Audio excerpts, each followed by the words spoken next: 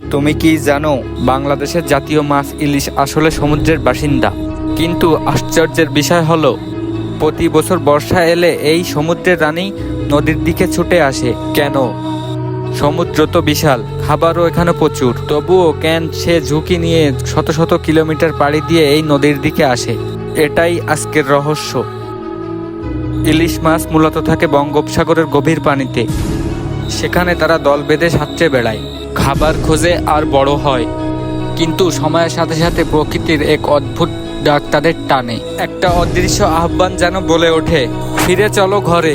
এই ঘর মানে হলো নদী। যেখানে তাদের জন্ম হয়েছিল সেই জায়গাতেই ফিরে আসে ডিম পাড়ার জন্য। বর্ষাকাল শুরু হলে নদীর পানি বেড়ে যায়, পানির তাপমাত্রা কমে যায় আর প্রবাহ বেড়ে যায়।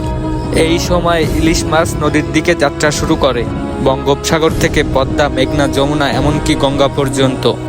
এই যাত্রা কিন্তু সহজ না, তীব্র স্রোত, জেলেদের জাল আর পানির পরিবর্তন তাদের বড় বাধা।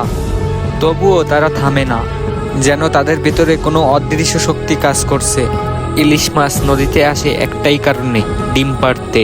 সমুদ্রের লবণাক্ত পানিতে ডিম টেকে না, কিন্তু নদীর মিঠা পানিতে সহজেই সেই ডিম ফোটে, পোনা বা ছোট ইলিশ জন্ম নেয়। প্রকৃতির এই বুদ্ধিমাত্রা অবিশ্বাস্য। ইলিশ জানে কোথায় গেলে তার সন্তান বাঁচবে, কোথায় গেলে জীবন ফিরে পাবে নদীর স্রোতে। ইলিশ মাছ ডিম পাড়ার পর কিছু সময় নদীতে থাকে। বয়স্ক ইলিশ মাছ আবার ফিরে যায় সমুদ্রের দিকে, আর ছোট পোনাগুলো নদীতে বড় হতে থাকে। যখন তারা শক্ত হয়, তারা আবার সেই পথ ধরেই চলে যায় সমুদ্রে, যেখান থেকে তাদের মা বাবা এসেছিল। এভাবেই তৈরি হয় এক অদ্ভুত জীবনের চক্র, প্রকৃতির নিখুঁত ছন্দে। তাহলে ইলিশ কেন সমুদ্র থেকে নদীতে আসে? উত্তরটা সহজ কিন্তু গভীর, কারণ প্রেম, স্মৃতি আর জীবন টিকিয়ে রাখার লড়াই। নদী তার জন্মস্থান আর ঘর।